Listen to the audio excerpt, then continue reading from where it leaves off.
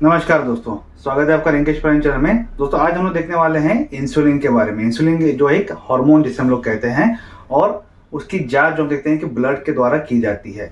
आपने कई बार देखा होगा जब आप बॉडी प्रोफाइल करवाते हैं या फिर डायबिटिक प्रोफाइल करवाते हैं तो उसमें इंसुलिन भी एक जो है वो लिखा रहता है।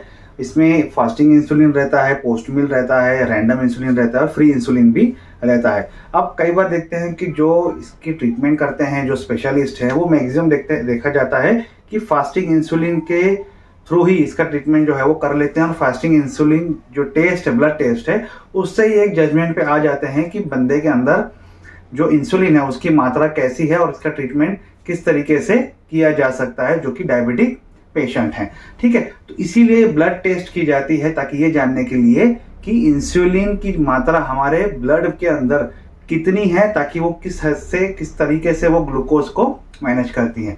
तो कल के वीडियो में HbA1c मैंने आपको क्लियर किया था कि इंसुलिन एक प्रकार का हार्मोन है। ये हार्मोन क्या करता है कि जो खाना हम लोग खाते हैं तो वो खाने में से जो ग्लूकोज रहता है वो ग्लूकोज को सेल के अंदर लेके आना है। जो हमारे बॉडी में छोटी छोटी सेल्स रहती हैं, हर ऑर्गन की जो सेल्स रहती हैं जिससे हर ऑर्गन काम करता है, उस सेल के अंदर लेके जाने का काम करता है, जिससे जो हमारे ऑर्गन से वो काम करते हैं, हमारे सेल को ऊर्जा मिलती है और वो अच्छे से काम कर सकती हैं। तो जो ग्लूकोज है वो हम लोग जो जितना भी डिफरेंट प्रकार का जो खाना खाते हैं, जो भी अलग अलग प्रकार के जो हमारे खाद्य पदार्थ हैं, उनमें से ग्लूकोज हमें मिलता है। नेचुरल शुगर रहती है, आर्टिफिशियल शुगर रहती है।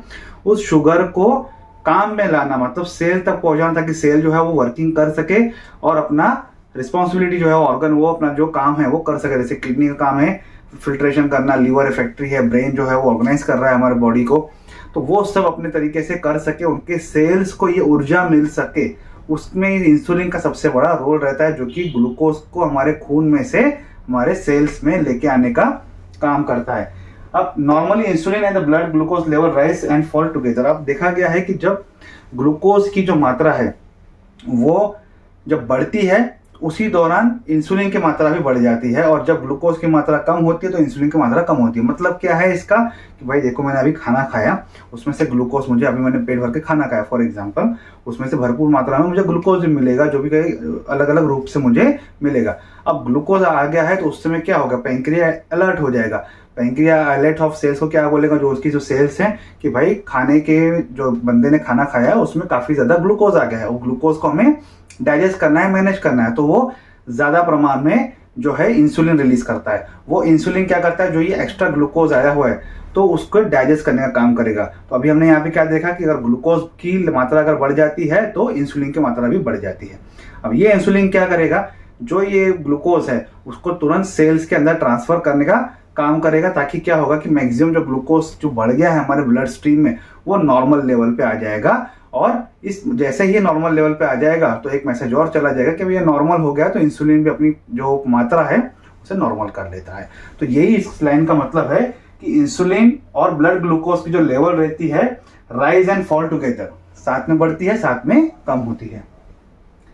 Serious problem can develop in your pancreas when your pancreas doesn't make the right amount of insulin at the right time। शरीर के अंदर काफी ज्यादा हानिकारक नुकसान हो सकते हैं स्वास्थ्य से रिलेटेड, अगर इंसुलिन सही समय पे सही मात्रा में अगर रिलीज नहीं हो रहा है। मतलब जहां पे ज्यादा इंसुलिन की जरूरत है, जैसे मैंने अभी आपको उदाहरण दिया, वहां पे कम रिलीज हो रहा है, जहां पे कम मात्रा की जरूरत है वहां पे ज्यादा रिलीज हो रहा है। तो इसके क्या नुकसान होते हैं वो समझ लेते हैं। If your pancreas makes too much of insulin, मान लो कि एक देखो ब्लड के अंदर एक नॉर्मल शुगर लेवल रहती है जो कि हमारे ब्लड स्ट्रीम में रिक्वायर्ड रहती है।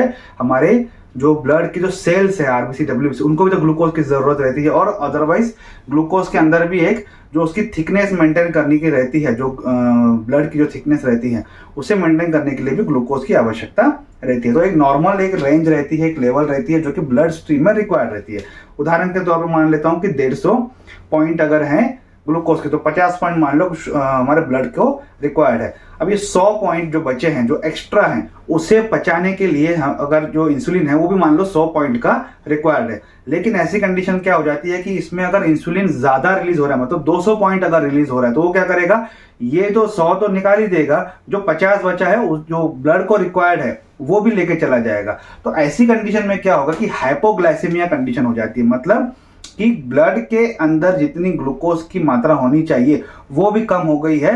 हाइपोग्लाइसेमिया इस कंडीशन को कहा जाता है। और ये your brain cells may not get enough glucose to work properly, serious condition that need to medical treatment right away. तो ये एक सीरियस कंडीशन है जिसमें ब्रेन को सही मात्रा में ग्लूकोज नहीं मिलता है, इसलिए उसका ट्रीटमेंट की आवश्यकता रहती है। इस कंडीशन का ही सीरियसनेस है हाइपोग्लाइसेमिया। कभी कभी इंसुलिन की मात्रा इतनी बढ़ जाती है कि ग्लूकोज की मात्रा बहुत ही कम कर लेता है, जिसे कहा जाता है सीवियर हाइपोग्लाइसेमिया। ऐसी कंडीशन में आपने देखा होगा कि कई लोग बोलते हैं कि भाई मुझे थोड़ा चक्कर जैसा आ रहा है, वो बैठ जाते हैं, चॉकलेट वगैरह खा लेते हैं, कुछ मीठा खा लेते हैं, बिस्किट खा लेते हैं और थोड़ा सा लेट जाते हैं, फिर उनको थोड़ा सा रिलैक्स होता है। वो लेटते हैं इसलिए ताकि वो ब्रेन की तरफ जो ग्लूकोज है वो जाए। हमारी बॉडी में हार्ट यहाँ पे उसे ऊपर की तरफ पंप करने के लिए ग्रेविटेशन के अगेंस्ट में काम करना पड़ता है। तो उस ग्रेविटेशन के अगेंस्ट में काम करने के लिए हमारे ब्लड को, हमारे हार्ट को भी ताकत चाहिए, क्योंकि उसको अगर ताकत मिलेगी सेल्स के द्वारा तो ही वो पंप कर पाएगा, और जो सेल्स हैं उसको भी ताकत चाहिए आगे मूव करने के लिए। तो इन शॉर्ट, ग्लूकोज की मात्रा ब्लड स्ट्रीम में अगर कम हो जाती है तो सबसे बड़ा नुकसान हमारे ब्रेन को होता है, जो कि काफी सीरियस कंडीशन है। If your pancreas makes too little of insulin, मान लो जैसे मैंने अभी बताया कि 150 पॉइंट अगर ग्लूकोज है, 50 पॉइंट मेरे ब्लड के स्ट्रीम की रिक्वायरमेंट है, और 100 पॉइंट अगर है तो उसे पचाने के लिए 100 पॉइंट चाहिए इंसुलिन। लेकिन अब अगर 25, 30 और 40 या 50 पॉइंट अगर रिलीज हो रहा है तो वो क्या करेगा, तो ये जो मान लो 50 पॉइंट ने 50 को इंसुलिन जो ग्लूकोज है उसको डाइजेस्ट करके ब्लड स्ट्रीम के जो सेल के अंदर है वो लेके आ गया। अब 50 जो एक्स्ट्रा बचा है वो क्या हो जाएगा, वो हाइपरग्लाइसेमिया मतलब हो जाएगा। मतलब उसको क्या कहेंगे, शुगर की मात्रा हमारे खून में बढ़ गई है, हाइपरग्लाइसेमिया हो जाएगा। Could develop type 2 diabetes can cause serious complication in your I, heart and other parts of the body. तो ये सीरियस प्रॉब्लम हो सकता है। इसमें से आपकी आंखें डिस्टर्ब होती हैं, अदर पार्ट डिस्टर्ब होता है, और ये टाइप 2 डायबिटीज में आना शुरू जो है वो आपकी शुरुआत करवा लेता है। मतलब जो लोग जो टैबलेट लेते हैं वो जो कंडीशन है वो कंडीशन तक आप आ सकते हैं, और आपको टैबलेट लेना पड़ सकता है अपने ग्लूकोज लेवल को मेंटेन करने के लिए। इन शॉर्ट, आपके जो सेल्स हैं पैंक्रिया के वो इंसुलिन रिलीज कर रहे हैं पर उस मात्रा में रिलीज नहीं कर रहे हैं, इसलिए जो एक्सेस ग्लूकोज आपके ब्लड स्ट्रीम में पड़ा है उसे मैनेज करने के लिए आपको ट्रीटमेंट लेना पड़ता है। और आपने मैक्सिमम जो देखा है इंडिया में कि हम लोग जो शुगर की दवाइयां लेते हैं वो उसी पर्पज के लिए रहता है। What is it use for, क्यों मुझे हमने कि कौन से पर्पस में ये मुझे हेल्प करता है अगर देखा जाए तो। Find out the cause of hypoglycemia, ये कंडीशन जो हाइपोग्लाइसेमिया ये क्यों हो रही है, बार बार इसकी वजह से क्यों हो रहा है, कि मतलब इंसुलिन इतना क्यों बढ़ रहा है कि जो शुगर बचा होना चाहिए ग्लूकोज में ब्लड स्ट्रीम में वो भी लेके जा रहा है। तो इसका प्रॉब्लम क्या है, क्या पैंक्रिया में कुछ प्रॉब्लम है, क्या आइलेट ऑफ सेल्स में प्रॉब्लम है, क्या वहां पे ट्यूमर हुआ है, क्या हुआ है, वो देखने के लिए ये इंसुलिन की जो ब्लड टेस्ट है ये एक स्पेशलिस्ट को अंदाजा देती है कि उस आगे की ट्रीटमेंट क्या करना है। डायग्नोज द इंसुलिन रेजिस्टेंस, जैसे प्री डायबिटिक, ठीक है। तो इंसुलिन रेजिस्टेंस एक शुरुआत हो जाती है प्री डायबिटिक कंडीशन की वजह से। मतलब क्या कि 100 पॉइंट अगर ग्लूकोज को पचाना है तो उसके लिए 100, 150, 200 पॉइंट इंसुलिन आ रहा है ग्लूकोज को पचाने के लिए, पर इसमें से भी 200 पॉइंट तो है, पर 200 पॉइंट में से सिर्फ 50 पॉइंट ही ग्लूकोज जो है कम कर पा रहे हैं। तो इतना इंसुलिन बढ़ रहा है एक्सेस क्वांटिटी में, लेकिन शुगर को जो है वो डाइजेस्ट कम कर पा रहे हैं। मतलब दोनों का तालमेल नहीं है, मतलब इंसुलिन को रेजिस्ट कर रहा है, ये ग्लूकोज डाइजेस्ट होने के लिए रेजिस्ट कर रहा है। तो धीरे धीरे क्या होता है कि जो पैंक्रिया के अंदर जो आइलेट सेल्स हैं वो इंसुलिन को बनाना ही बंद कर देती हैं, धीरे धीरे उसका परसेंटेज जो है वो कम कर देती हैं। क्यों? क्योंकि पैंक्रिया को एक मैसेज जाता है कि ब्लड स्ट्रीम में पर्याप्त मात्रा में इंसुलिन है और मत बनाओ। तो वो क्या कर देती है, अपना जो परसेंटेज है बनाना वो धीरे धीरे कम हो जाता है। मतलब एक फैक्ट्री की जो काम करने की क्षमता रहती है वो धीरे धीरे कम होती जाती है, क्योंकि उसको मैसेज ये जाता है कि यहाँ पे काफी मात्रा में इंसुलिन पड़ा हुआ है। लेकिन वो इंसुलिन जो है वो ग्लूकोज को कम करने के लिए जो है जो इसकी जो काबिलियत है वो कम पड़ गई है, इसलिए उससे इंसुलिन रेजिस्टेंस कहा जाता है। और ये प्री डायबिटिक कंडीशन मतलब ऐसी कंडीशन जिसमें आपकी शुगर की लेवल तो बढ़ चुकी है लेकिन अभी तक वो डायबिटिक कंडीशन तक नहीं आई है, उस कंडीशन को प्री डायबिटिक कहा जाता है। और ये थोड़ा सा डाइट, थोड़ा सा एक्सरसाइज, थोड़ा सा कंसल्टेशन करके इसको आप नॉर्मल ला सकते हैं। Guide treatment decision for type 2 diabetes. तो टाइप 2 डायबिटीज मतलब जैसे मैंने आपको अभी बताया कि जो दवाइयां ले रहे हैं, जैसे आपने किसी शुगर पेशेंट को देखा होगा अपने परिवार में या फिर रिलेशन में कि डॉक्टर आपको दवाई लिख के देता है और कहता है कि इसको 3 महीने आप दवाइयाँ लो और 3 महीने या 6 महीने का जब आप आओगे तो एक ब्लड टेस्ट करके देना। ब्लड टेस्ट आपको लिख के देते हैं कि जब आप विजिट पे आओगे 2 महीने 3 महीने के बाद, तो ये ब्लड जांच करवा के आना खाली पेट में, और फिर आना, तब हम देखेंगे कि आगे दवाई को क्या करना है। तो फिर उस दवाइयों का असर किस तरीके से हो रहा है उस पर डिपेंड करता है कि आपको आने वाली ट्रीटमेंट जो है वो किस तरीके से मिलेगी। मतलब टाइप 2 डायबिटिक पेशेंट का जो ट्रीटमेंट है वो डिसाइड करने में इंसुलिन हेल्प करता है। To monitor how well pancreatic cell that is islet cell transplantation surgery is working. जब टाइप 1 डायबिटिक कंडीशन आ जाती है या फिर पैंक्रियास में जो कैंसर आ जाता है जो आइलेट्स में, तो सेल्स के, जो सेल्स को निकाल के या फिर आइलेट ऑफ सेल्स परमानेंटली काम नहीं कर रही हैं, जो टाइप 1 डायबिटिक पेशेंट में जो एक सर्जरी की जाती है, तो वो ट्रांसप्लांटेशन जो किया जाता है ऑपरेशंस के द्वारा, आइलेट ऑफ सेल्स आपके शरीर में डाले जाते हैं, तो वो सेल्स जो हैं, जो नई सेल्स सर्जरी के द्वारा दी गई हैं, वो सेल्स अब सही काम कर रही हैं या नहीं कर रही हैं, या फिर अभी फिर से कोई ट्रीटमेंट की जरूरत है, उसको स्टडी करने के लिए, उसकी जानकारी लेने के लिए भी इंसुलिन की जांच की जाती है।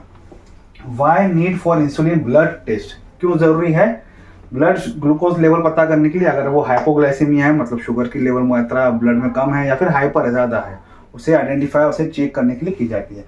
आपको पसीना ज्यादा आता है, स्वेटिंग हो रहा है, फीलिंग शेकी है, हाथ से कभी कभी घबराते हैं, डिजीनेस है, थोड़ा सा हेडेक हो रहा है, हम बहुत ज्यादा भूख लग रही है, चक्कर जैसा लग रहा है, तब आपको करवाना जरूरी है।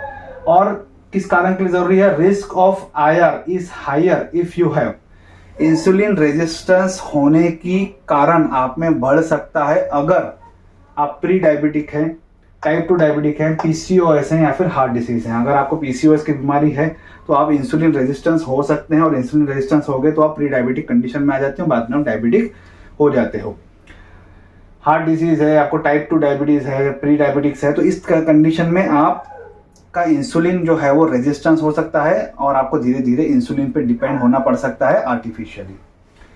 Had surgery on your pancreas, pancreas से रिलेटेड आपने कभी कोई सर्जरी की हो? सबसे पहला हम देखते हैं कि ट्रांसप्लांटेशन, आइलेट सेल्स का अगर आपने ट्रांसप्लांटेशन अगर किया हुआ है, मतलब किसी व्यक्ति को जो बार बार इंजेक्शन से टाइप 1 में वो ले रहे हैं इंसुलिन, तो इंसुलिन अगर वो हैवी रहती है, ये सर्जरी काफ़ी महंगी रहती है, तो वो अगर एलिजिबल है अपने आप सर्जरी करवाने के लिए, तो अपने पैंक्रियास में वो आइलेट सेल्स को डलवा लेते हैं आर्टिफिशियली, और वो फिर आइलेट सेल्स जो है वो नेचुरली जो इंसुलिन रिलीज करने का काम है वो रिलीज करते हैं। तो इस तरीके की अगर आपने सर्जरी की है, तो वो सर्जरी होने के बाद आइलेट सेल किस तरीके से काम कर रही है वो जांच करने के लिए, जैसे मैंने अभी आपको बताया था। और एक रहता है रिमूव द इंसुलिनोमा, किसी कारण की वजह से आपको पैंक्रिया का रिलेटेड कैंसर हुआ है, इंसुलिनोमा मतलब पैंक्रिया का कैंसर, तो वो कैंसर हुआ है, तो उस सर्जरी में जो निकाला गया है उस पार्ट को, तो उसके कारण क्या आपके शरीर में कम ज्यादा हो रहा है, क्या नुकसान हो रहा है, उसको आइडेंटिफाई करने के लिए इंसुलिन की ब्लड जांच जो है वो की जाती है। तो ये बहुत ही सिंपल तरीके से मैंने आपको इन्फॉर्मेशन दिया है कि सीरम इंसुलिन का क्या रोल है हमारे बॉडी में, और इसकी ब्लड टेस्ट क्यों करवाई जाती है, किस तरीके से ये मैनेज करता है हमारा ग्लूकोज लेवल, और किस तरीके से हमारी बॉडी इससे हेल्दी रह सकती है। आई होप आपको आज का वीडियो अच्छा लगा होगा। वीडियो अच्छा लगे तो लाइक और शेयर जरूर कीजिएगा। अगर आपको कमेंट है तो कमेंट बॉक्स में कमेंट कर सकते हैं, और मुझे इस चैनल को सपोर्ट करने के लिए प्लीज सब्सक्राइब कीजिए। Thank you.